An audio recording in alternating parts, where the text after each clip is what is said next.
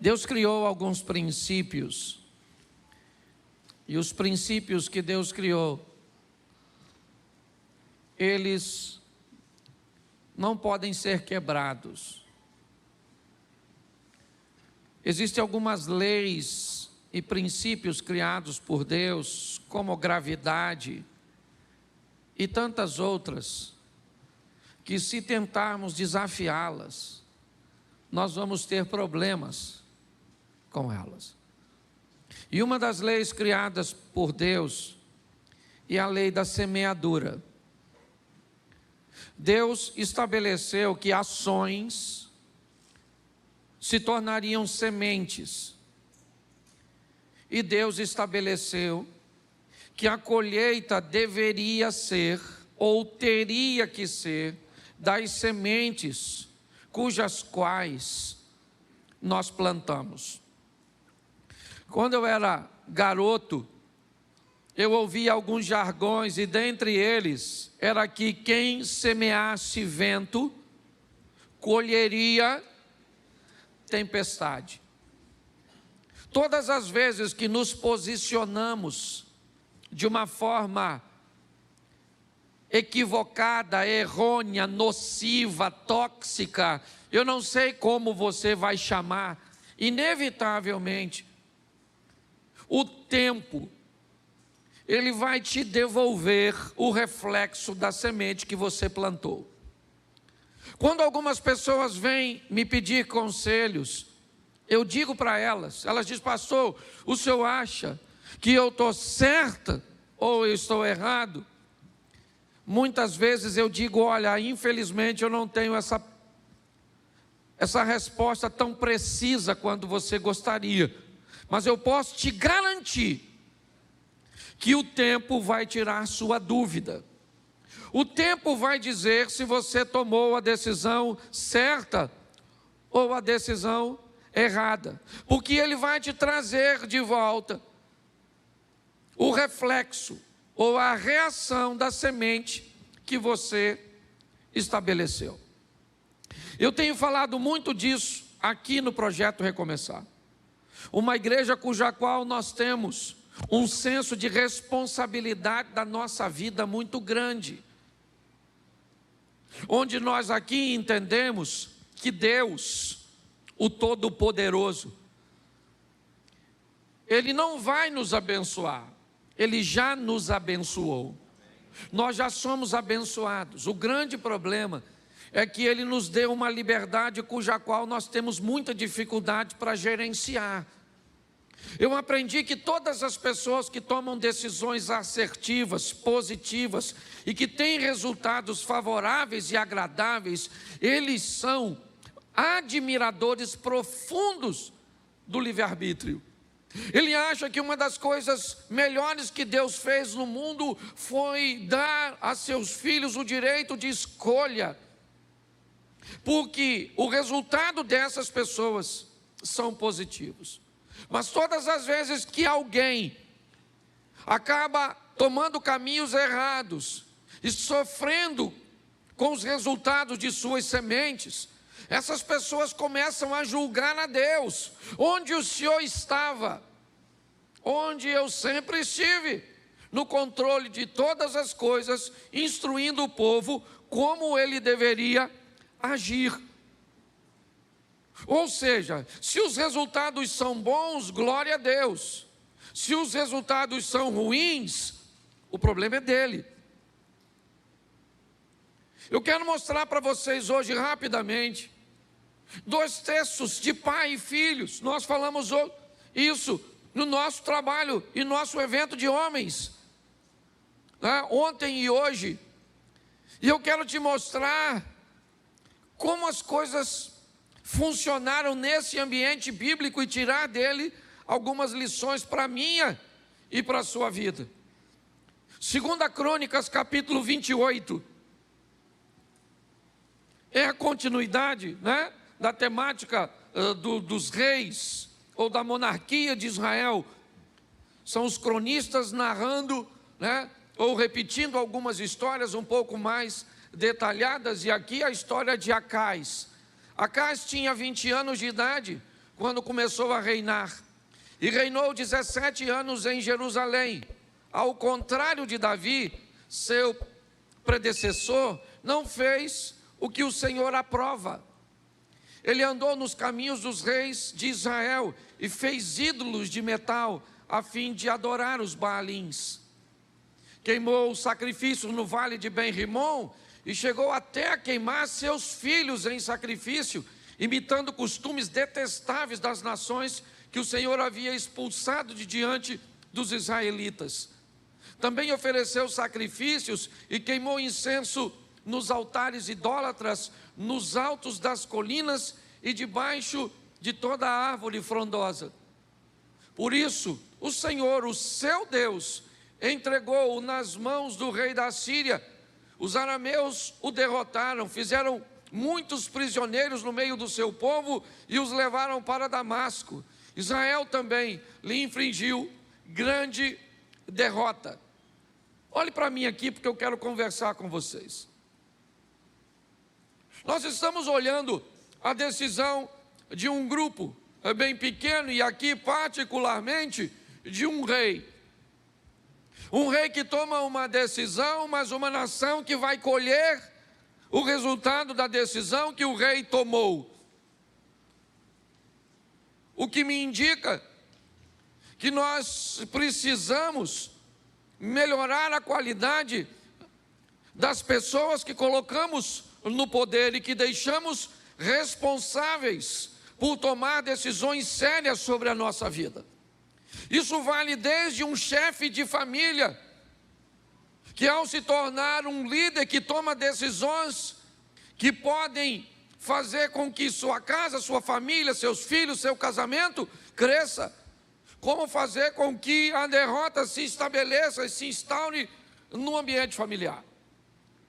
Isso pode ser usado em serviço, como um pastor que gerencia uma comunidade de fé, como um empresário que gerencia e administra um pequeno empreendimento ou grande, ou por que não dizer um ambiente político cujo qual se estabelece uma liderança sobre município, estado, certo? Sobre o país. O que nós estamos vendo é que Acás tinha 20 anos de idade quando ele começa a reinar em Jerusalém. E ele opta por fazer coisas ruins. E o texto diz que o resultado das decisões de Acabe sobrevém sobre o povo. A Síria vem com o seu poder forte, porque o rei, ao invés de adorar o Senhor, seu Deus, pois a Bíblia diz ali, ele faz uma aliança com Ben-Rimom. Sabe, aquele mesmo Deus que o ex-leproso Naamã diz que nunca mais ia adorar, depois de ter conhecido Deus em Israel através de Eliseu, o rei de Israel olha e diz: já que eles estão ganhando, a Síria está ganhando, então eu vou trazer para cá e vou introduzir na minha vida a adoração a esse Deus. E isso traz um caos.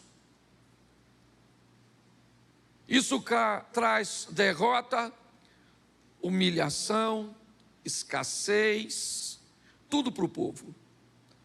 Jerusalém está vivendo isso. E é debaixo disso que as coisas vão transicionar. Acás morre e seu filho Ezequias assume o governo. E agora o que Acás deixou de herança para Ezequias foi humilhação. Coloca para mim o primeiro versículo do capítulo 29, pois é lá que eu quero falar, mas eu precisava mostrar o pano de fundo. Esse rapaz chamado Ezequias, ele cresceu num ambiente de derrota. Ele cresceu num lar de humilhação. O ambiente que treina Ezequias não é um ambiente próspero, não é um ambiente de fé, não.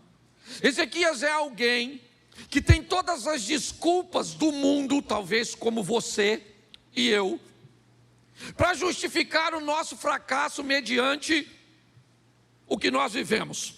Eu não sou um bom pai porque não tive um bom pai.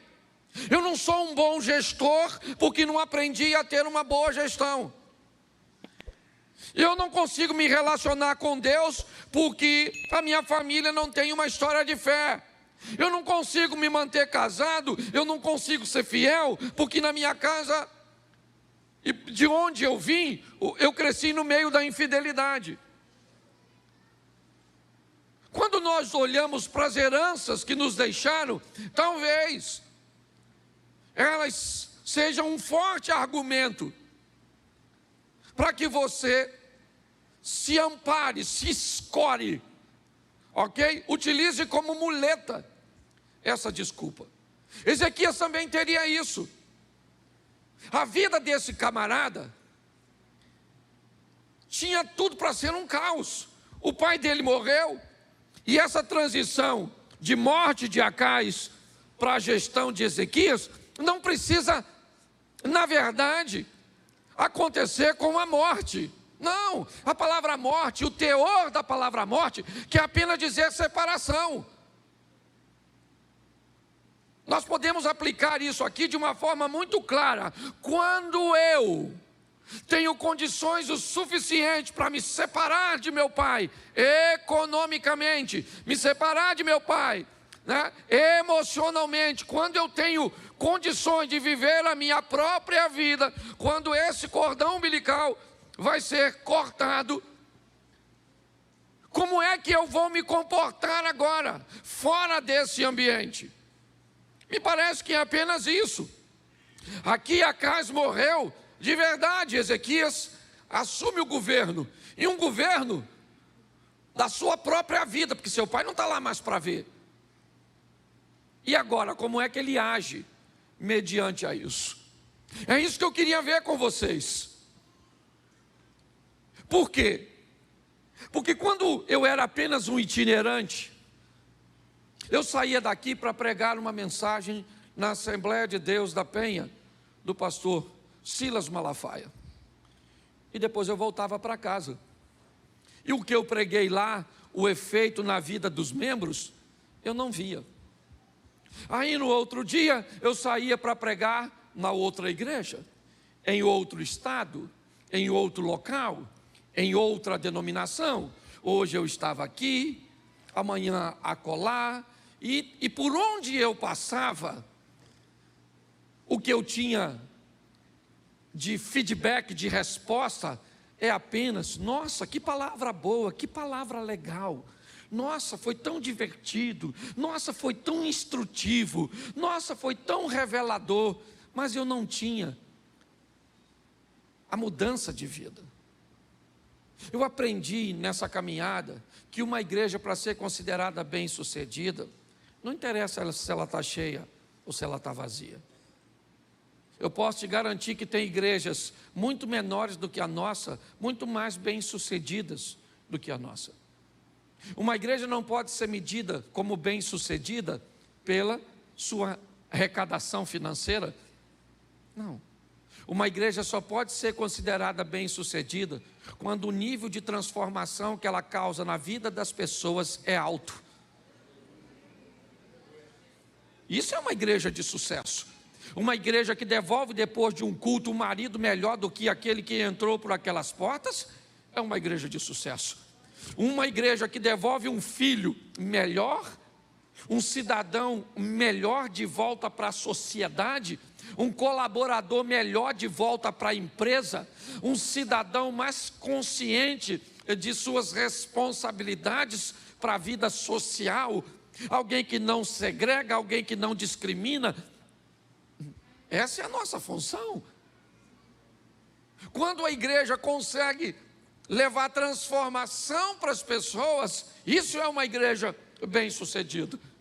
Então olhar e dizer: nossa, a igreja está cheia, já tem outro culto. Só que o que acontece? Quando eu me tornei pastor de uma igreja, eu comecei então a ter a informação sobre a transformação das pessoas, que eu comecei a pastorear e a lidar com pessoas todos os dias. E aí eu comecei a ficar preocupado. E comecei a me perguntar se por onde eu passava, na verdade, não acontecia a mesma coisa. A gente prega, e o povo não melhora de vida. Do mesmo jeito. Certo? Olha e diz, nossa, que culto bom. Nossa, senti tanta presença de Deus. E mudou o quê? Mudou nada, rapaz. Mudou nada, estamos do mesmo jeito aí, levando a vida. Tem alguma coisa de errado. Sua vida tem que mudar, meu filho. E para ela mudar, o quanto mais rápido você tomar a responsabilidade e as rédeas dela, mais vai ficar fácil para você. Entenda que o maior eu quero ir numa reunião, que eu preciso de um profeta que me fale do futuro. Não venha para a igreja. Procure-se um vidente, com a bola de cristal, turbante. Porque se a Bíblia diz que nós vivemos debaixo de semeadura e colheita, se você quer saber o que você vai viver amanhã, olhe.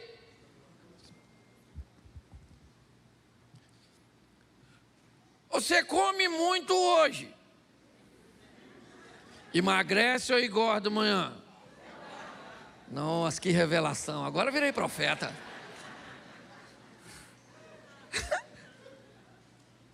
Se você gasta muito hoje, amanhã você está rico. Sim ou não? Você está endividado.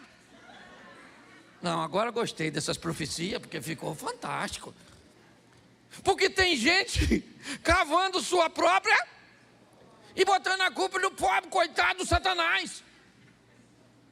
Eu conheço gente que administra tão mal sua vida que o diabo não ousaria se aproximar de você. Ele diz, não, lá não, cara, o negócio já está ruim aqui. Eu ainda vou fazer uma visita a esse miserável, vai me pedir dinheiro emprestado. O devorador é ele, não sou eu. Você consegue entender? Está assim de gente, eu tenho falado isso direto, que entra no meu gabinete pastoral como vítima e sai como vilão. Vilão do casamento, vilão das finanças. E eu fico tentando achar onde o Satanás está aí. Não vejo. A pessoa está purinha, sozinha. Porque eu já falei isso aqui. Se tiver demônio, gente, é moleza. A gente chama os pastores, bota no meio, bota a mão na cabeça, faz o exorcismo. Sai, Satanás.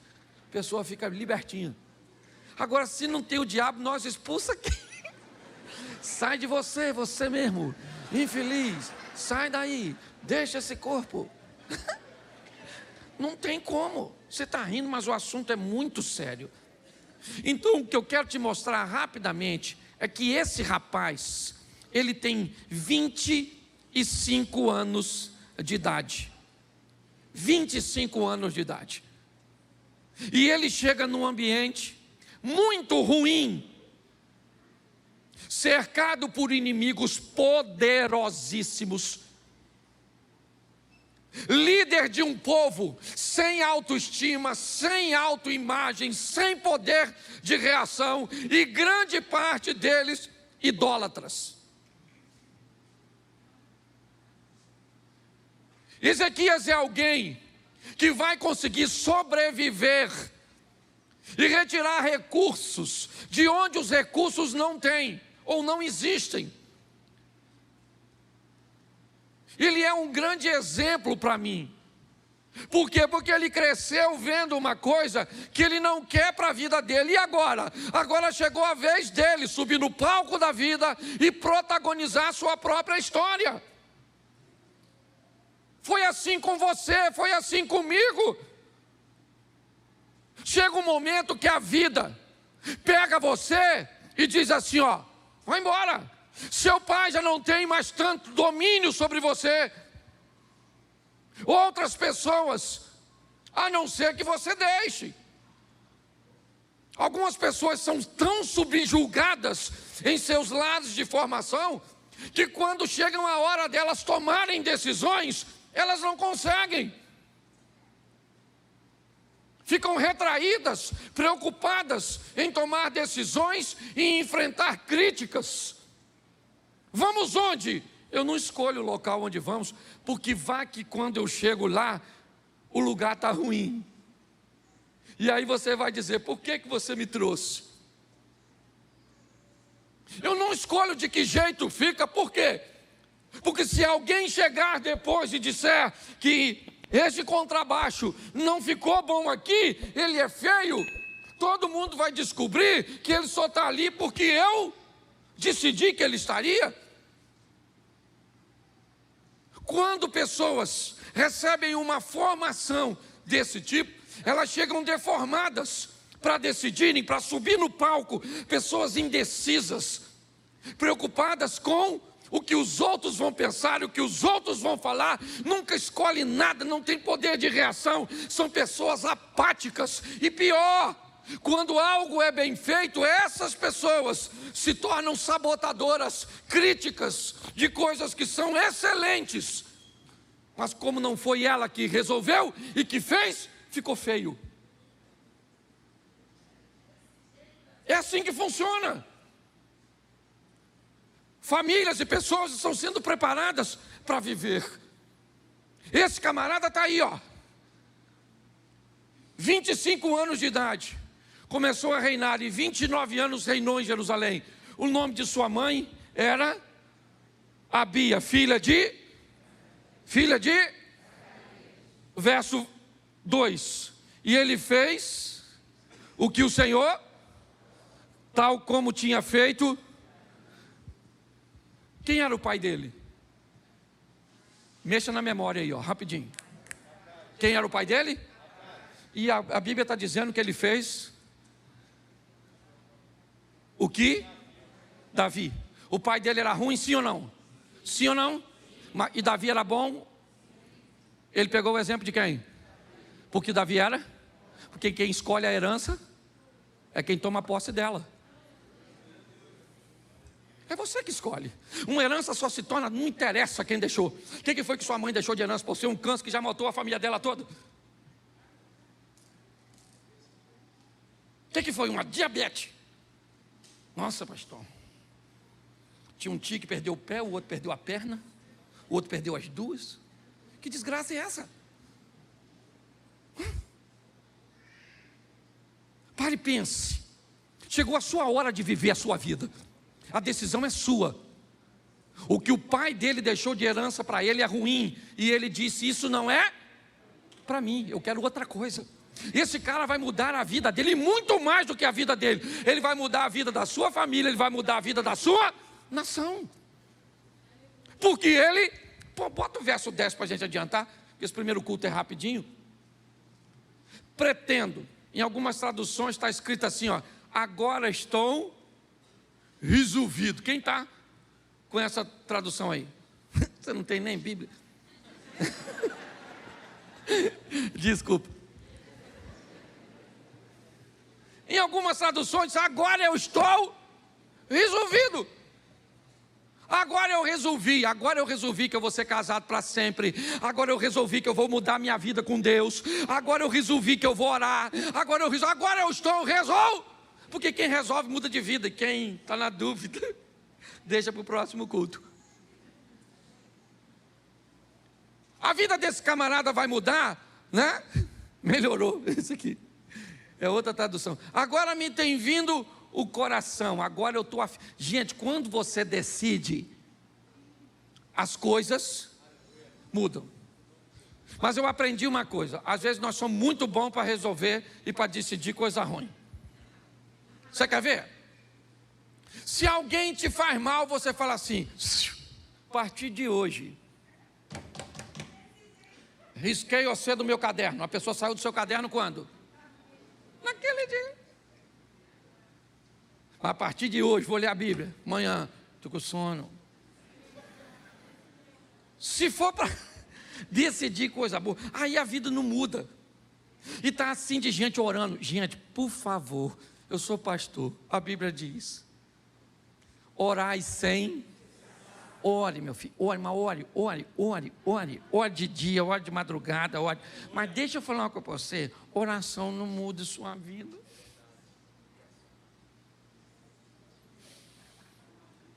E sabe o que é pior quando você ora muito e vê o outro se dando bem, orando menos que tu? Dá uma raiva dele, dá uma raiva de Deus, dá uma raiva de todo mundo. Fica com raiva até do diabo que nem ora. Porque não é oração que muda a sua vida, é ação, é atitude. Você está entendendo? O que vai mudar a sua vida é o que você faz e não o que você fala. Esse dia eu estava num evento, achei muito legal o cara falar que é importante você lançar palavras para o seu futuro, porque as palavras são poderosas e mudam o seu futuro. Mas a minha cabeça pensou, eu mudo. O mudo se lascou nessa. Porque o mudo não muda de vida. Tem uma coisa que é maior do que você o que você fala, é o seu poder de decisão. E preste atenção, volta para lá. Isso. Verso 3. No primeiro ano do seu, repete comigo, no primeiro ano e no primeiro mês. De novo, no primeiro ano e no primeiro mês. Porque quem quer mudar não muda amanhã, muda agora. Que história é essa? Vou mudar. Quando? Agora. Começa mudando aqui. Transformai-vos pela renovação da vossa mente. É mudar a mente. Pobreza, por exemplo, tem dois tipos de pobreza. Uma que está aqui e outra que está aqui. Eu conheço gente com bolso cheio, mas cabeça de rolinha. O cara compra uma Mercedes de 500 conto e não tira o plástico do banco para não estragar. O cara compra um carro de 300 cavalos e bota kit gás.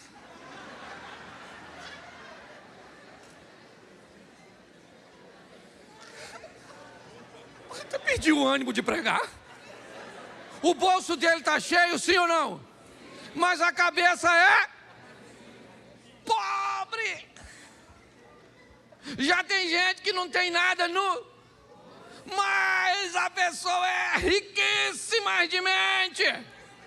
Eu sei que aqui tem gente muito mais assim, e um deles é aquele que vos fala. Essa mulher minha é riquíssima de mente. Dinheiro não tem. Gente rica de mente. Amém? Quando eu olho para esse camarada, eu vejo que ele muda. Quando? Na hora. Sua vida está ruim, quando você tem que mudar? Agora. Qual é o dia mais importante da sua vida? Qual é o momento mais importante? Então, querido, seu casamento muda hoje, muda aqui, muda agora. Sua saúde muda hoje, muda aqui, muda agora. O Brasil muda hoje, muda aqui e muda agora, porque nós lançamos palavra profética sobre ele. Quando nós olhamos para isso, o que ele fez com as portas da casa do Senhor? Ele fez o quê? Ele abriu e... Porque o pai dele quebrou e fechou. Verso seguinte. Trouxe os sacerdotes e os levitas e os ajuntou na praça. Sacerdotes que o pai dele tinha desempregado e ele empregou. O pai do Ezequias apagou uma lâmpada aqui, Ezequias. O pai de Ezequias fechou uma porta aqui, Ezequias. O pai de Ezequias despediu os sacerdotes que Ezequias contratou. Quando? No primeiro ano, no primeiro... Então,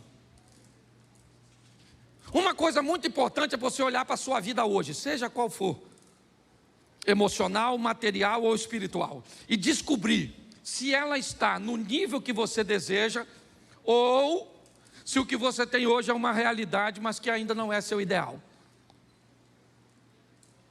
Pois é você que decide. Se você quer empoderar o diabo, você tem todo o direito. Você tem todo o direito. Você diz o poder que ele tem sobre a sua vida. Pastor, mas isso é possível? A Bíblia diz que era possível fazer isso com Jesus. A Bíblia diz que quando Jesus entrava na cidade de Nazaré, ele não podia fazer muitos milagres lá. Por que é que Jesus não podia fazer muitos milagres em Nazaré? Porque Nazaré inibia o poder de Jesus? É lógico que não. É porque como Jesus cresceu em Nazaré, para Nazaré muitas pessoas viam Jesus como uma pessoa comum. Jesus era poderoso em qualquer lugar, mas quando ele estava perto de pessoas que achavam que ele não tinha poder porque se tornava comum, inevitavelmente ali não podia acontecer muita coisa.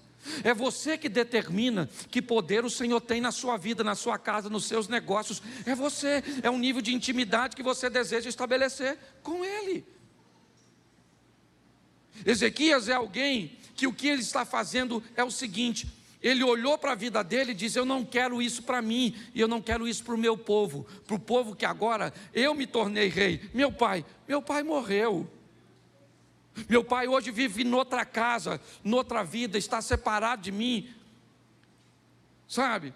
Hoje eu peguei agora e estou vivendo a minha vida, mesmo que eu more ainda embaixo do mesmo teto, mas chegou a hora de eu assumir a minha responsabilidade. E é isso que ele está fazendo. Ele está fazendo o oposto. Coloca aí, depois você lê em casa, não dá para ler tudo, verso 5. Olha o que ele está dizendo, levitas, ouve levitas. Ó levitas, santificai-vos agora, santificai a casa do Senhor, Deus de vossos, e tirai do santuário, isso, quem levou para o santuário a imundícia? Os pais. O que ele está dizendo é o seguinte: se os nossos pais erraram ou não, seria bom se eles tivessem acertado. Talvez o acerto dele me colocasse numa vantagem, mas isso não foi verdade. Eu cresci numa família disfuncional. Eu cresci num ambiente que não foi tão favorável. Tá bom, querido, tá legal. Você viveu num ambiente de escassez, num ambiente de violência doméstica, num ambiente de abuso sexual. E tá bom. A gente já sabe disso. Isso não é um privilégio só seu, não. Só que passou.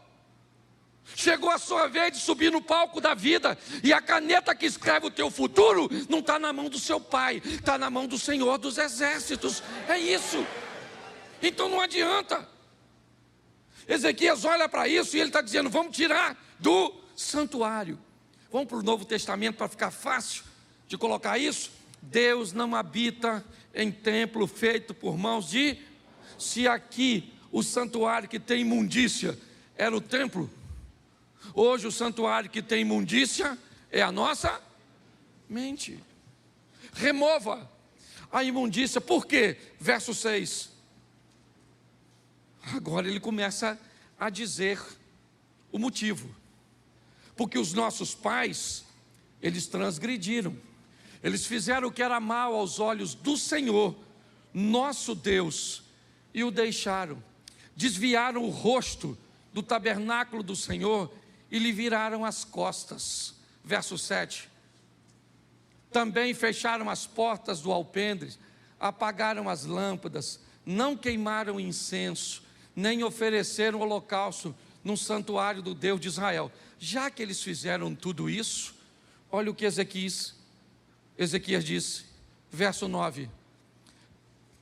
Isso. Volta no 8, por favor, perdão. Pelo que veio a grande ira do Senhor sobre Judá e Jerusalém, e ele os entregou à perturbação, à assolação, ao assobio, como vós estáis vendo, né, com os vossos próprios olhos. Verso 9, porque os nossos pais caíram à espada, nossos filhos e nossas filhas e nossas mulheres estiveram no cativeiro. Agora olha o que ele diz no 10 de novo. Agora me tem vindo ao coração que façamos um concerto com o Senhor Deus de Israel, para que se desvie de nós o ardor da sua ira. Coloca o 11. Agora, filhos meus, não sejais negligentes, pois o Senhor vos tem escolhido para estar diante dele, para o servirdes, e para queimar, e para ser de seus ministros, e para queimar de incenso. Presta atenção. O povo estava tão envolvido no caos, que o caos fazia parte deles.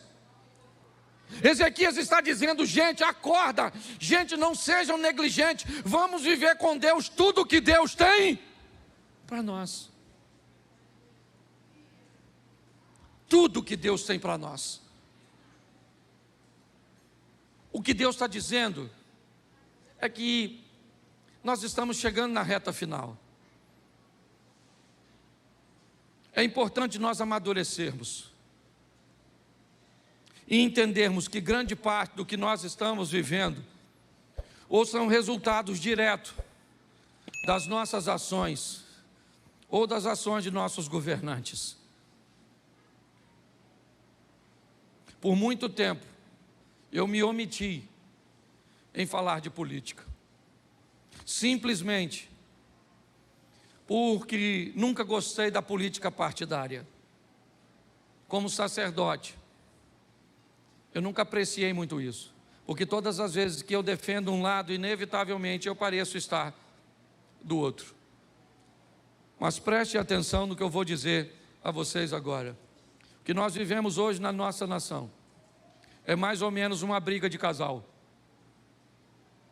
Quando você vai ajudar um casal, você tem que ouvir ambas as partes, focar apenas o defeito de seu cônjuge. Nós não somos tolos. E tem uma coisa que eu luto, é para que não sejamos manipulados. Então escute o que eu vou dizer para vocês agora. É tolo quem diz que a esquerda nunca fez nada de bom.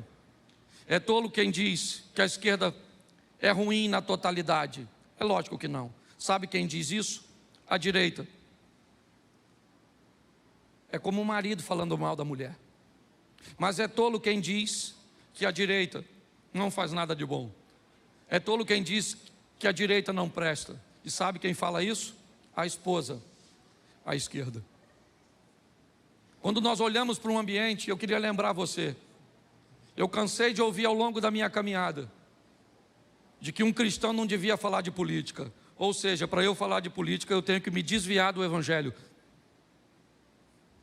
Que ignorância é essa? Como é que eu não posso falar de algo que eu sou um cidadão? E uma das formas de exercer cidadania é voto, é entendimento, é esclarecimento. Eu cansei de ouvir pessoas dizerem que eu não devo falar de política. É verdade, mas eu nunca vi ninguém dizer para um político que ele não deve se meter nas coisas que acontecem na igreja. Nós estamos vivendo num ambiente de manipulação de mente. E aqui eu não estou defendendo quem está fazendo para lá nem para cá, porque todas as informações que chegam até mim hoje, aliás, eu desafio você que está aí, qualquer um da igreja, reúne 5 coisas que falam de negativas da direita e da esquerda e me entrega, me dá uma semana para eu pesquisar, e eu garanto para você que mais da metade, tanto da acusação que estão fazendo para a esquerda ou para a direita, são mentirosas, porque a sociedade hoje está pautada no interesse que não tem nada a ver com família, tem a ver com grana. Nós estamos mais ou menos no que vimos aqui nesse texto. Alguém que resolve decidir e dizer: eu quero Deus de volta para a minha nação. E Ezequias vai viver o extraordinário, mesmo recebendo um reino falido. Não dá mais para ficar em cima do muro. Nós precisamos entender, e vou explicar a você para onde vai, e termino aqui que eu tenho 1 minuto só, que nós estamos terminando um pouco mais cedo. Escute, hoje nós não estamos podendo falar de determinados pecados, porque nos tornamos, estamos intitulados com algumas questões que hoje ainda não são leis, mas que estão lutando para que elas sejam. Coisas do tipo homossexualidade, coisas do tipo divórcio, coisas do tipo corrupção e abuso de poder. Eu pergunto a você, para que serve uma igreja que não pode falar contra aquilo que a Bíblia condena como pecado?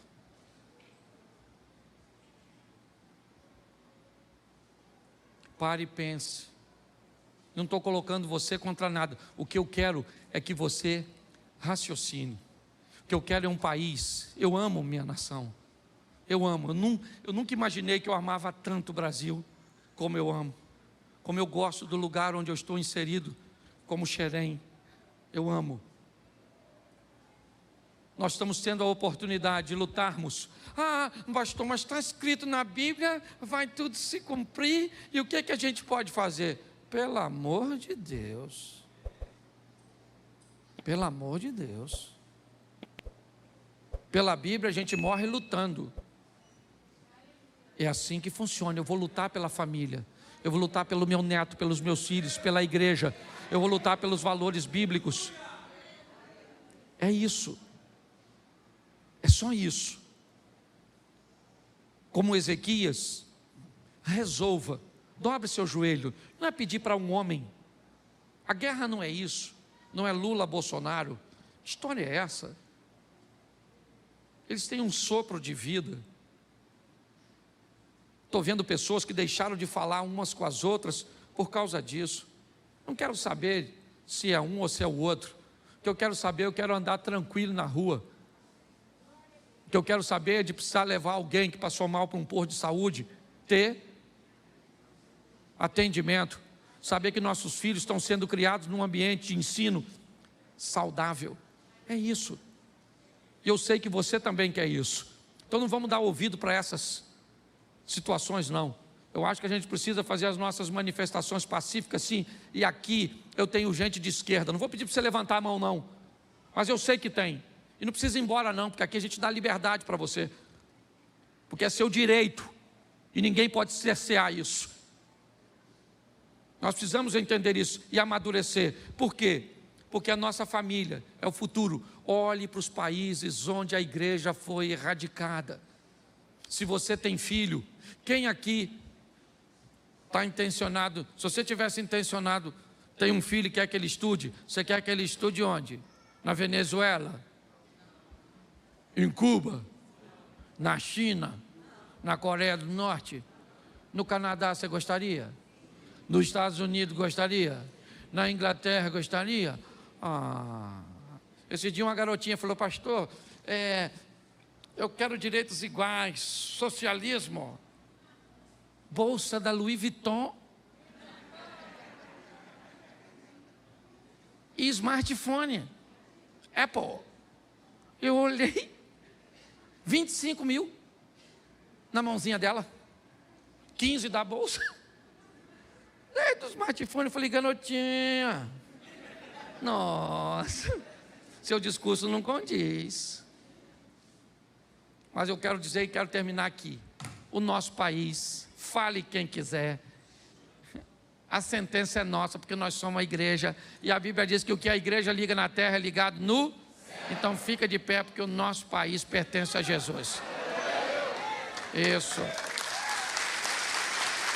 Feche seus olhos. Isso. Você vai sair aqui por trás, o povo vai entrar aqui pela lateral. Feche seus olhos. Pai, muito obrigado por essa noite. Leva-nos aos nossos lares, abençoa este povo, ó Deus. Olha para cada lar, para cada família, para cada pai de família, que aqui saia maridos melhores, esposas melhores, filhos melhores, patrões, colaboradores, vizinhos. Nós vamos sair daqui melhor do que entramos, porque a tua palavra, ela não volta vazia sem antes fazer aquilo que lhe apraz. Te damos graças por tudo, que tenhamos uma semana de boas notícias, uma semana de bons negócios, em nome de Jesus. Você pode dizer amém?